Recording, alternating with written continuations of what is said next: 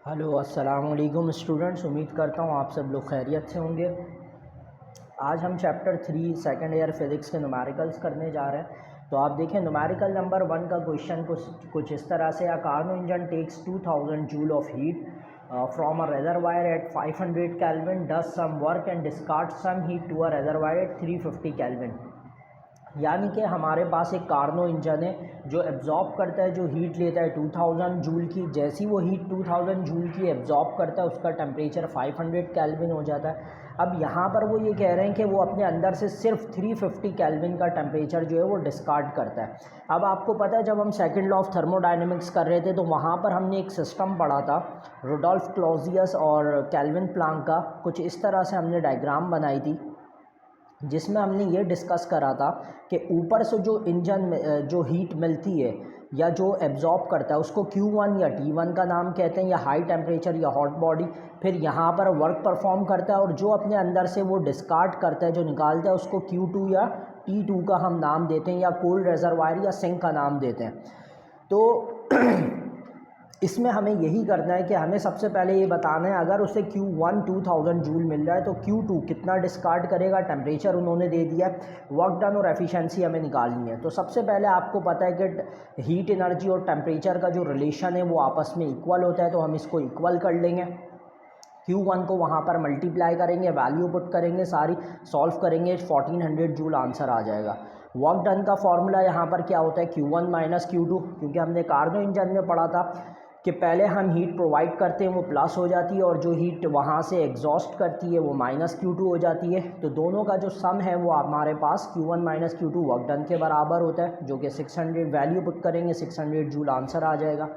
फिर एफिशिएंसी का, Carnot engine की एफिशिएंसी का formula output divided by input होता है। तो output work done input Q1 multiply by 100 percentage sign की वजह से वैल्यू पुट करेंगे, 30% एफिशिएंसी आ जाएगी। न्यूमेरिकल नंबर 2 में इन्होंने हमें कहा है कि एक 1 किलोग्राम हमारे पास आइस है, 0 डिग्री के ऊपर वो मेल्ट होती है और वाटर में कन्वर्ट होना शुरू होती है। तो हमें इसका एंट्रोपी बताना है, आइस का कितना होगा। तो इसके लिए हमारे पास जो लेटेंट हीट ऑफ फ्यूजन होता है वाटर का वो फिक्स होता है, वो ये वैल्यू। तो सबसे पहले हम क्या करेंगे, लेटेंट हीट का फॉर्मूला लगा लेंगे, मास 1 किलोग्राम है, मल्टीप्लाई करेंगे तो हमारे पास हीट एनर्जी 334000 जूल आ जाएगी। एंट्रोपी के अंदर पुट करेंगे, कैलकुलेट करेंगे तो 1233 जूल पर केल्विन जो है वो इसका आंसर हो जाएगा। न्यूमेरिकल नंबर 3 भी बिल्कुल न्यूमेरिकल नंबर 1 की तरह है, लेकिन फ़र्क ये है कि इन्होंने हमें टेम्परेचर दिया, एक डिस्कार्डेड टेम्परेचर दिया, यानी कि Carnot engine 600 degree Celsius absorb करता है और रिजेक्ट करता है 90 डिग्री सेल्सियस। दोनों को केल्विन में कन्वर्ट करा प्लस 273 करके। एफिशिएंसी का डायरेक्ट फार्मूला यूज़ कर लेंगे, efficiency in percent is equal to 1 minus T2 upon T1। Just value put करेंगे 58.4 हमारे पास आंसर आ जाएगा।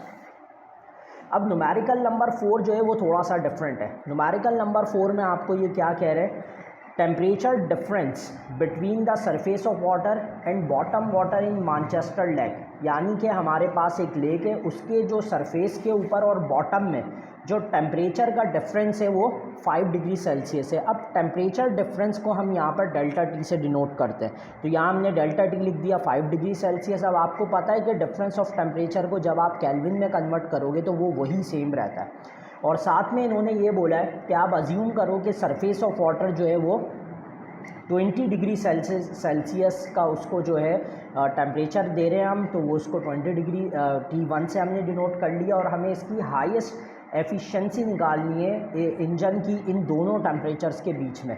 तो इसके लिए हमें क्या करना पड़ेगा, एफिशिएंसी का फॉर्मूला लगाते हैं तो T2 अपॉन T1 हो जाएगा। T1 का एलसीएम लेंगे तो यहाँ पर T1 माइनस T2 हो जाएगा। T1 minus T2 delta T के बराबर होता है, डेल्टा टी की वैल्यू रखेंगे और T1 की वैल्यू रखेंगे, डिवाइड करके मल्टीप्लाई करेंगे तो 1.076% जो है एफिशिएंसी आ जाएगी हमारे पास इंजन की। न्यूमेरिकल नंबर 5 देखते हैं। न्यूमेरिकल नंबर 5 के अंदर हम क्या कह रहे हैं, न्यूमेरिकल नंबर 5 में वो ये कह रहे हैं कि एक हीट इंजन है जो वर्क कर रहा है, ऑपरेट कर रहा है और उसकी पावर दी हुई है 500 किलोवाट उसकी पावर है। एफिशिएंसी हमें दी हुई है 30% है और हमें ये बताना है कि वो कितना हीट जो है हर घंटे अपने अंदर से पास आउट करेगा। तो टाइम इस वजह से 1 आवर हो गया, सेकंड के अंदर कन्वर्ट कर लिया, 60 × 60 करके 3600 आ गया।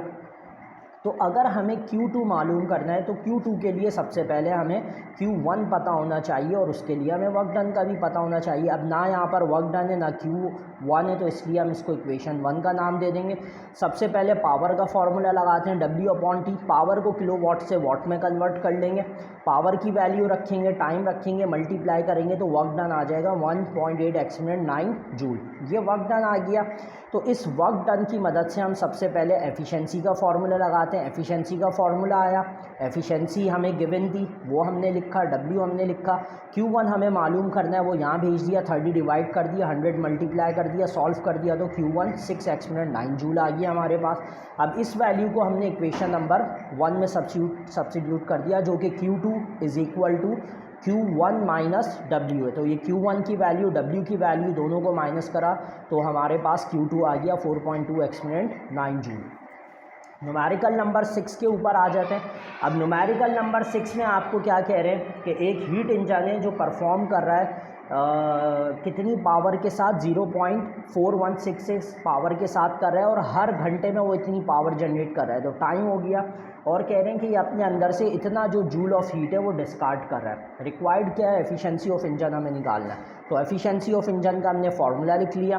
पावर पहले वर्क डन पता होना चाहिए, वर्क डन भी नहीं पता, Q1 भी नहीं पता, 1 का नाम दे दिया। पावर का फार्मूला लगा के वर्क डन निकाला, फिर वर्क डन का फार्मूला लगा के हमने Q2 निकाला और हमारे पास जो है वर्क डन का फार्मूला लगाकर हमने सबसे पहले Q1 निकालना है। तो ये Q1 हो गया क्योंकि Q2 जो है हमें ऑलरेडी क्वेश्चन के अंदर दिया हुआ था, तो वो हमने 4500 रखा, यहाँ प्लस करा तो हमें पता लग गया कि Q1 जो है वो कितना हो जाएगा, 6000 जूल ऑफ हीट हो जाएगी। फिर इसके अंदर 1 में पुट करा, फार्मूला लगाया, 25% एफिशिएंसी आ गई।